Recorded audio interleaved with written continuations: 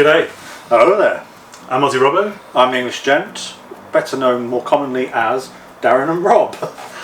So this is the second part of our YouTube Get to Know You video. More questions to come. If you're a first time visitor, then feel free to go straight back to the start. Have a look at the questions in the first part. We'll put a link somewhere here, there. So you can look at that. As per usual, any questions that we get asked and the contributors, we'll be putting their details. If they've got a YouTube channel, that'll be in the description below, as well as their Instagrams, etc. So you can get to know more about the people who are actually followers and enjoy our channel, really. Yeah. So let's get on with the questions. So we're back to doing most common questions. So we've got 3. The first one: What are your favourite TV shows during quarantine? The main one we've watched in a quarantine-like setting is Snowpiercer. I hadn't thought about that. Yes, I thought you were going to say something else. No, what do you think I'm going to say? I thought you was going to say Real Housewives of Beverly Hills. No, that's been your quarantine TV show, not mine. We've discovered the joys of a free trial of Hey You channel, and I've got a bit of an addiction to the Real Housewives of Beverly Hills and New York. You've kind of slowly got into the Real Housewives of Beverly Hills, and you enjoy it. You like seeing it. Not on the level that you watch it. You've gone way over the top. But yeah. I had a bit of furlough time, so I've had a chance to catch up on some TV as well. I would say number 1 on my list would be Schitt's Creek. You haven't really watched that during I rewatched it.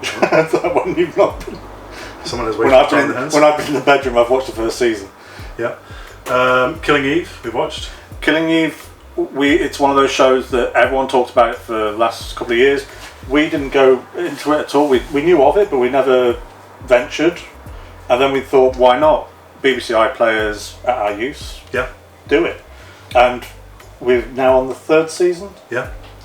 We've also watched Stargirl on a regular basis, which is really good. Stargirl, which is not the Disney Plus Stargirl, but the DC Comics Stargirl.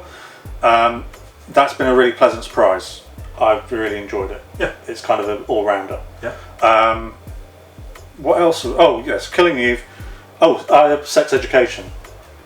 You watched that, I didn't. I watched Sex Education during furlough again, and I very rarely do a whole kind of run of a series, and I watched all the series within a week. I just really enjoy it. It's funny, it's clever, great cast. You got a bit fed up with me laughing in the background or doing shocked gay gasps, but yeah, that's worth checking out. I think it's on Netflix. Anything else you can think of which is no. Right, so kind of linked to that, favourite TV character of the last let's say the last few years we've got here. Favourite TV character of the last few years? Yeah, whether it be makes you laugh, makes you... What's yours? I think you might guess. Moira Rose on Schitt's Creek. I can't get enough of her. If I can find a compilation video on YouTube of all the best bits, I could play it. I haven't watched that much of that particular character much as you have. But I would even say Jodie Comer's character on Killing Eve is really, really good. She's awesome, and if you don't know, she also is the wife of Emperor Palpatine's son in The Rise of Skywalker. So she's the lady that gets murdered, Rey's mum, basically. Very quickly, yeah. So yeah, Moira Rose and Villeneuve.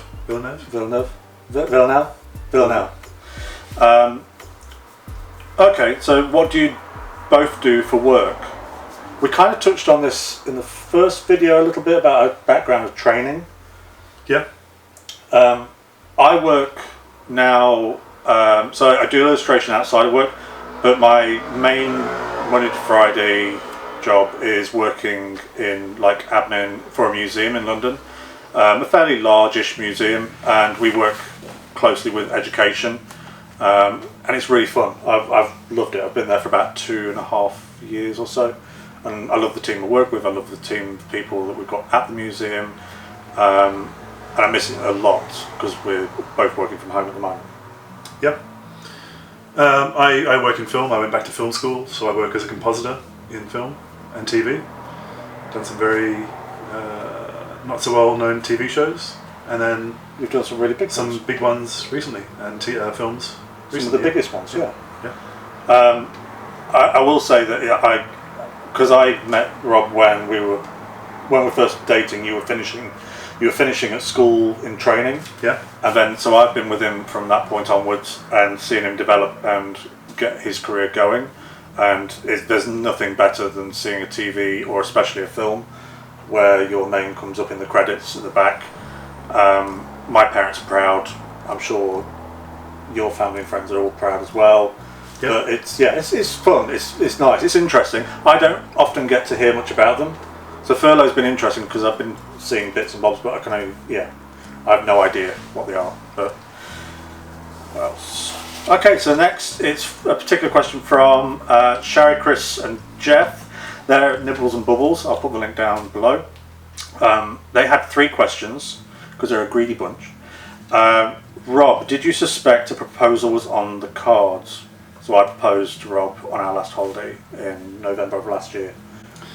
Yes, and yes, I did suspect. I had an idea when you booked the holiday. It was in the back of my head that you might ask around that time.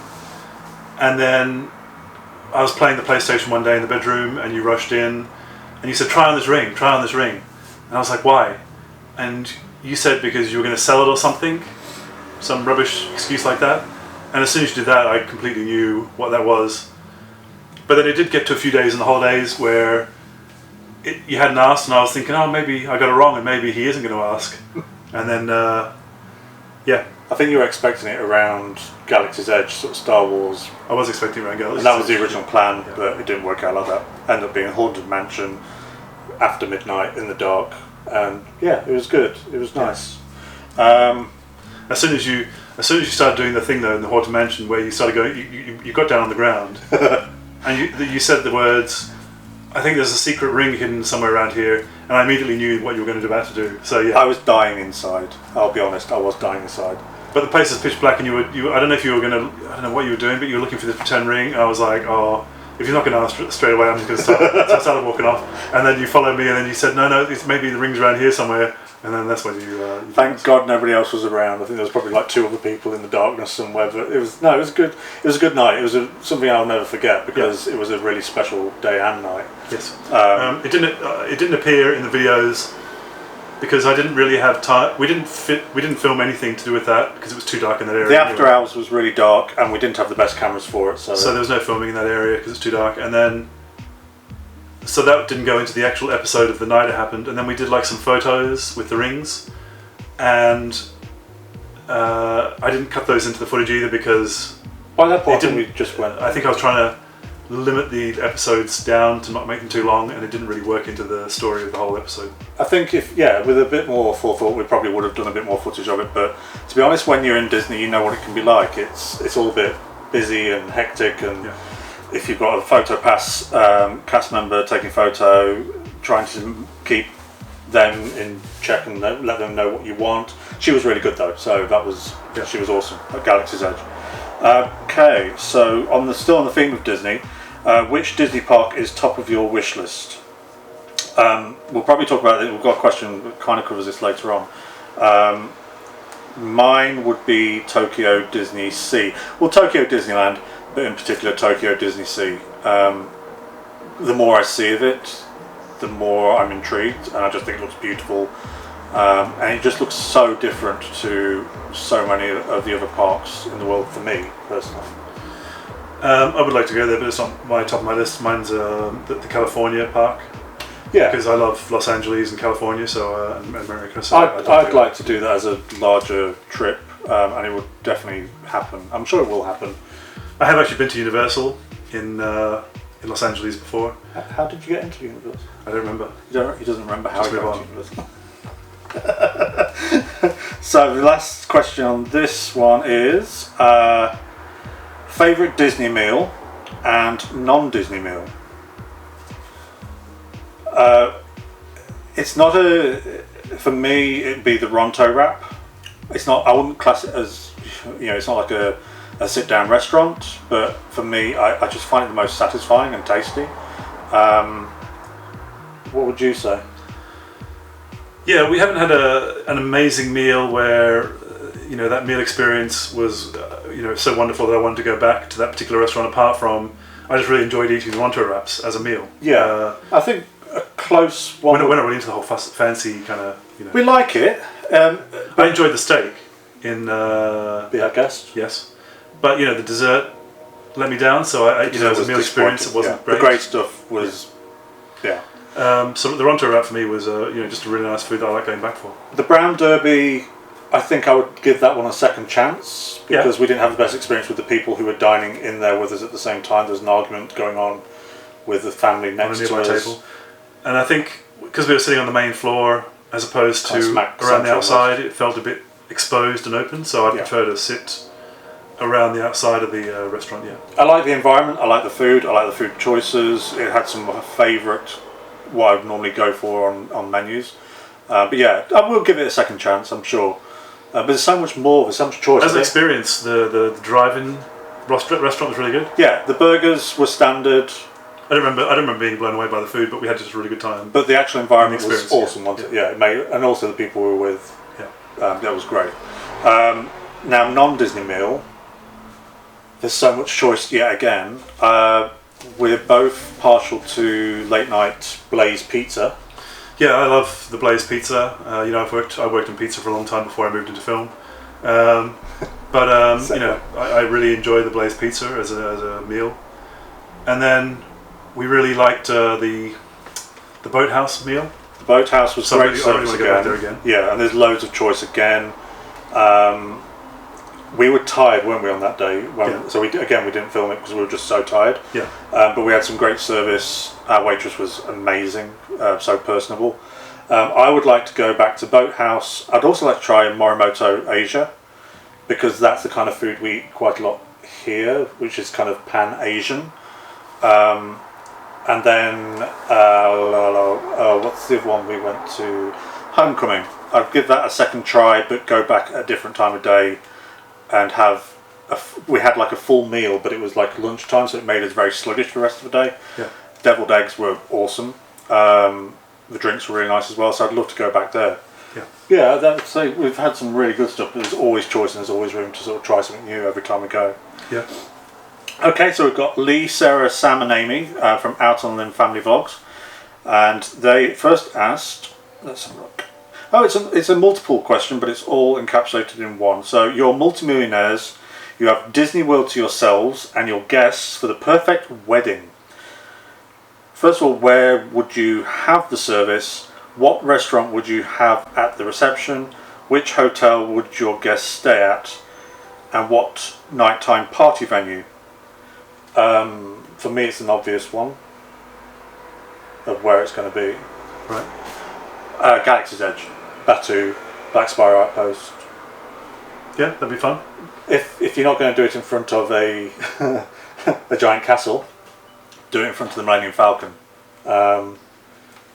And reception could be held there, food could be held there, you could have dancing in the courtyard outside the Imperial sort of landing strip and stall, the armory.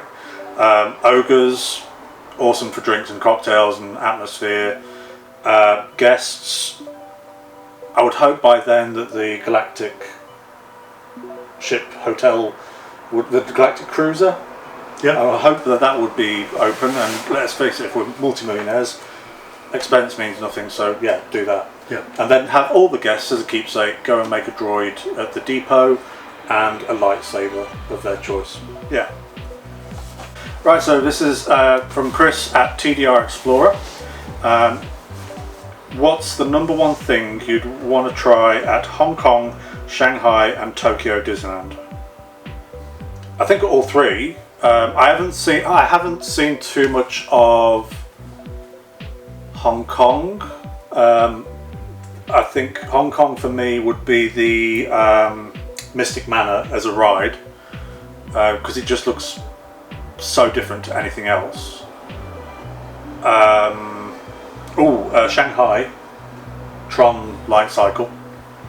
I think we're both huge fans, would you say, of Tron? Yeah, absolutely, yeah. And we're really looking forward to when it... Both old enough to remember when it first came out. Old enough to have gone to the cinema when it first came out.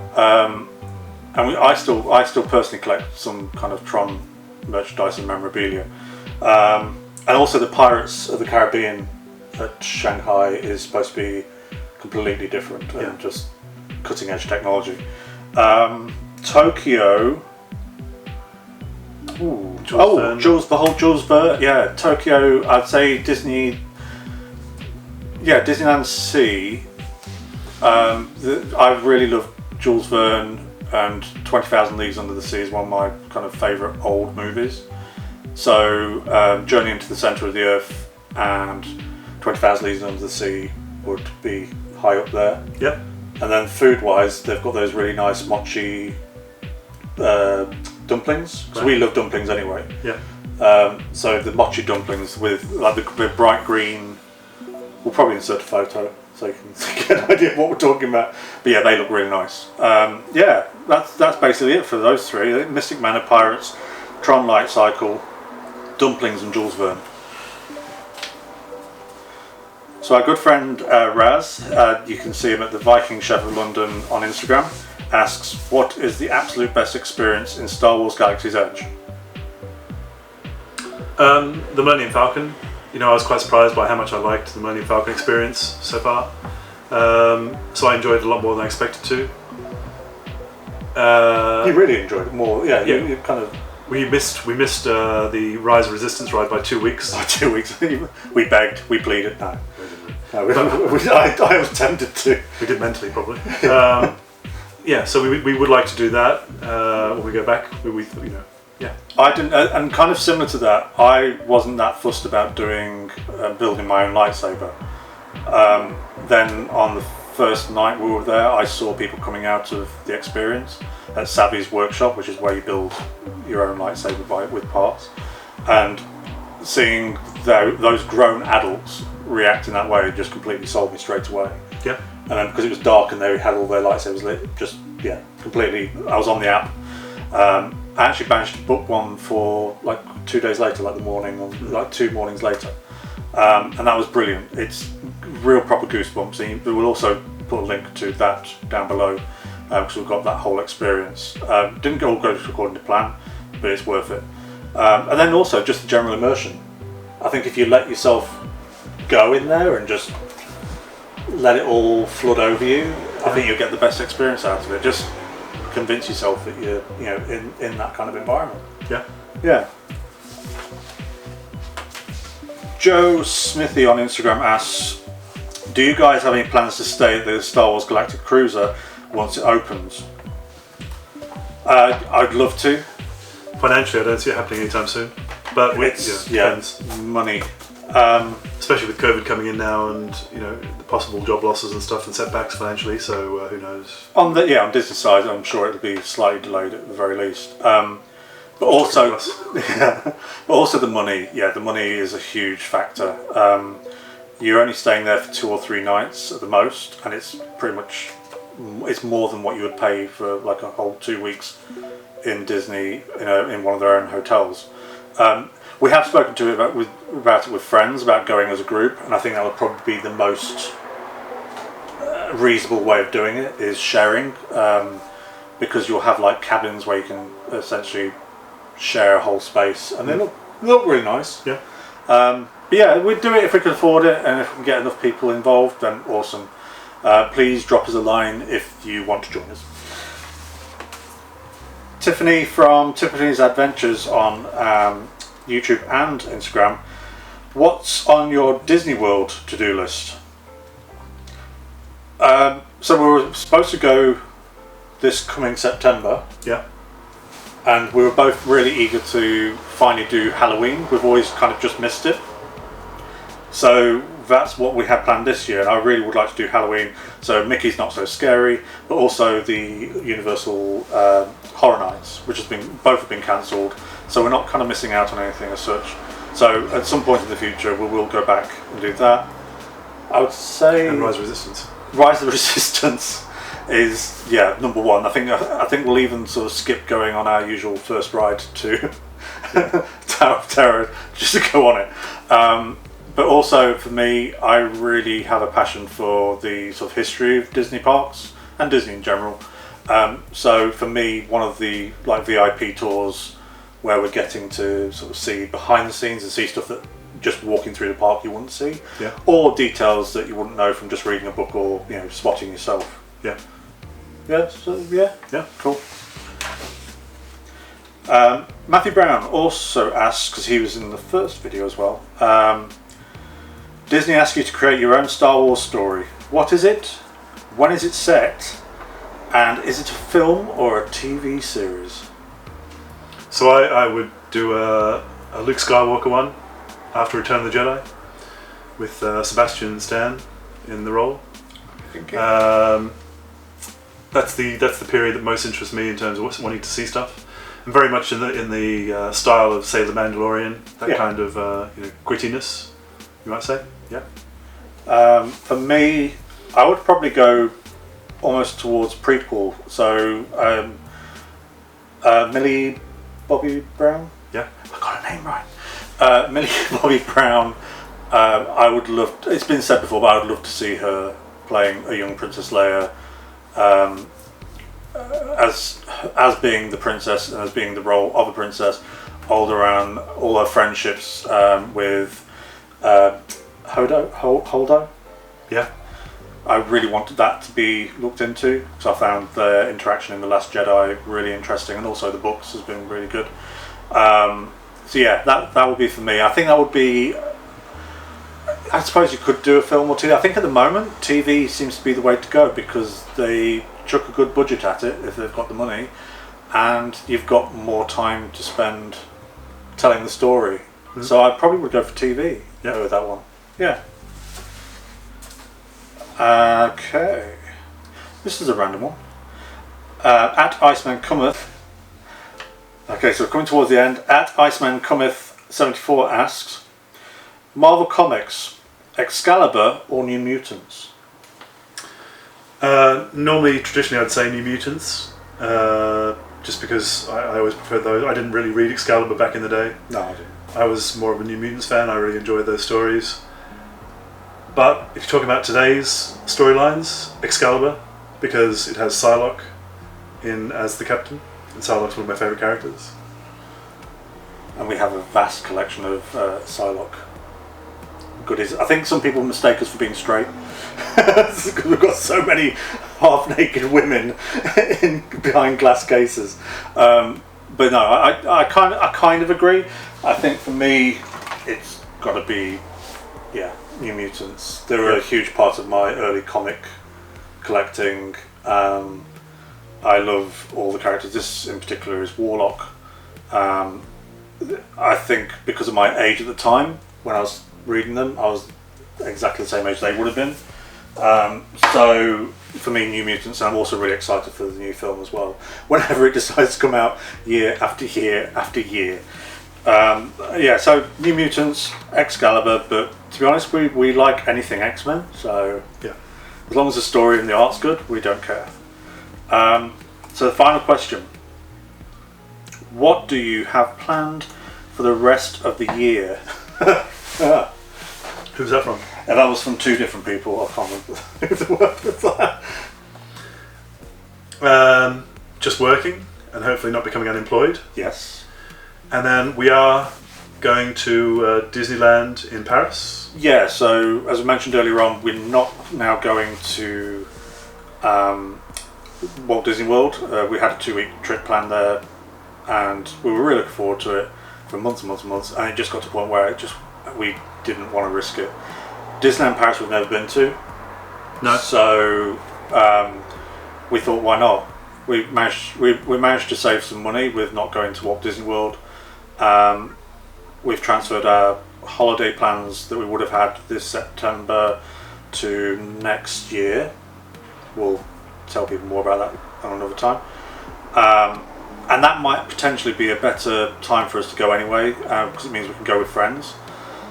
So yeah, Disneyland Paris is in the foreseeable future. We're both working from home. We've been working from home for 4 months since March the 13th? Yeah, somewhere around there. Yeah. March 13th. So we've been getting out to our local Tesco's, local Lidl. We've been into central London now 2 or 3 times in the last few weeks, but we don't feel unless it's really, really necessary. It was nice to just get out, but I would sort of say unless you're going for something in particular, then don't risk it. So yeah, for us it's just keep working. My museum is reopening very soon, so the gears are turning. There's a lot to do before we open, both physically and financially and administration wise. You've been lucky enough to be working throughout the whole period on projects, which has been good. Yeah. Tiring. You've put a lot of time in. Yeah, I've been working a lot of weekends and stuff. A lot of weekends. But then a lot of my projects wrap up at the end of October, so unless they really need to keep filming for me to be able to get into work, because my work is the post-production, so I do all the work after filming. So I really need those stuff to film, and because more often than not you're self-employed, so it's kind of I was initially for the first couple of years. Yeah, I'm not at the moment. It's like being a jobbing actor. You have to go from job to job, and yeah, you hope it lasts as long as it can. Yeah, and I mean this company now, I've been there they've for a been year. great as well. Yeah, yeah. So I'd like to stay if I can. Yeah, but we'll see how. Fingers crossed. But again, there's a lot of, like everything, like with journeys, trips. We'd like to see my parents. We haven't seen those since Christmas. Yeah. And birthdays have gone, and I miss them terribly. It's the longest I've ever gone without seeing them. So yeah, we've got a lot of things we'd like to do, but again, until we're kind of through the thick of the woods, we can't really sort of make plans. So at the moment, Disneyland Paris, Walt Disney World next year, first third of next year, and take it from there. Yeah. And try to fit in as much fun as possible in between, like Christmas, hopefully. But yeah. Okay, so another question. Barry from the Theme Park Bazar asks, if you each could only have 3 things with you on a desert island, what would they be? Easy for me. Food. Good food. So Wagamama's on tap. Music on tap. And art materials, because if I'm bored I draw, and likewise with music. It's quite an island you're living on there. It's an amazing island. I'd say a motorbike, so you can go all out. So you can get away from me. I'm just thinking about practicalities. So you can get away from me. It's like I think about. You're a practical type. You are a practical type. You could use my music and my stuff, so that's fine. A fishing rod. Fishing rod? People like our fish. Can't fish. Yeah, so that's that one. And then we've also got a few more questions. This is from Pete and Pippa, who are awesome, and they're from Broadways Away. Again, in the description you'll find their details. And so they have a few questions. Pippa asks, what is your favourite biscuit? Custard cream. Boring but nice is the Nice biscuit. Nice? Is that how you got it? Nice biscuit. So nice.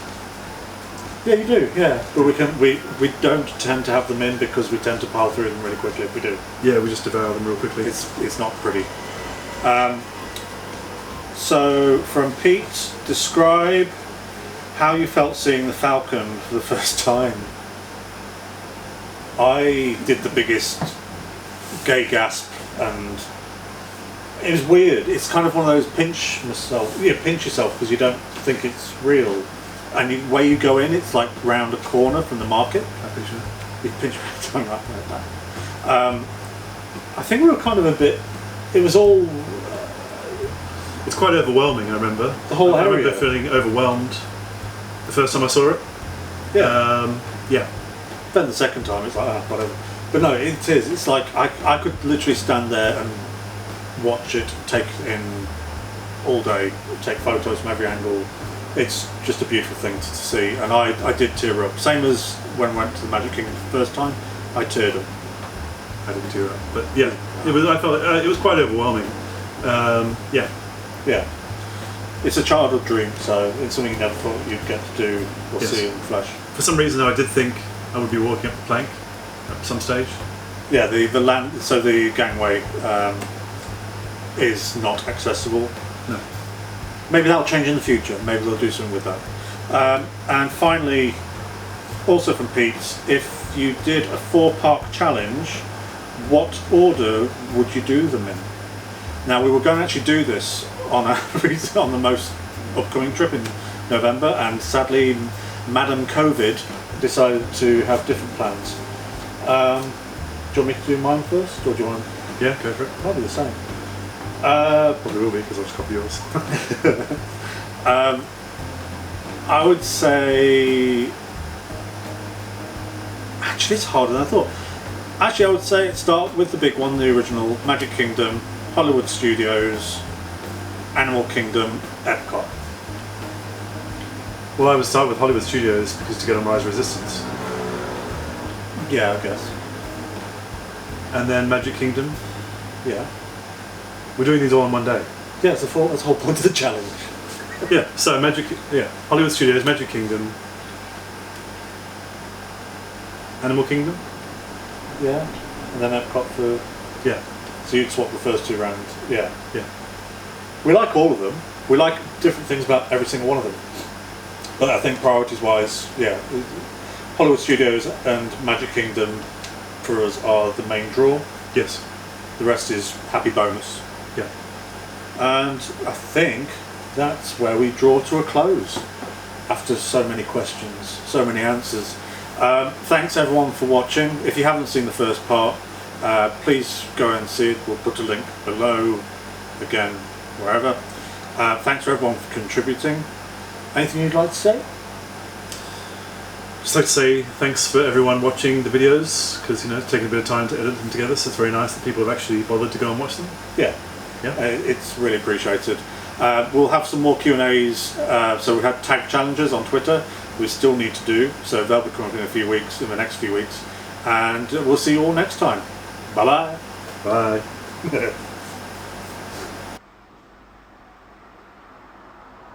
Getting to know you, getting to know all about you. Why aren't you working? Right, go.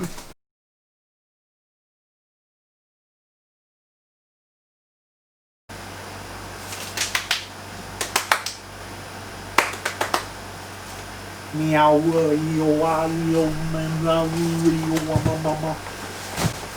Ready? Yeah. Okay, so another question.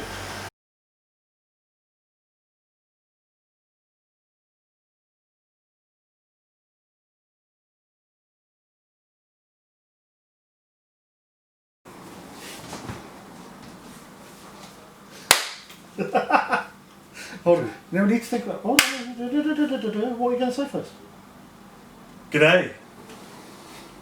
I'm Aussierobbo.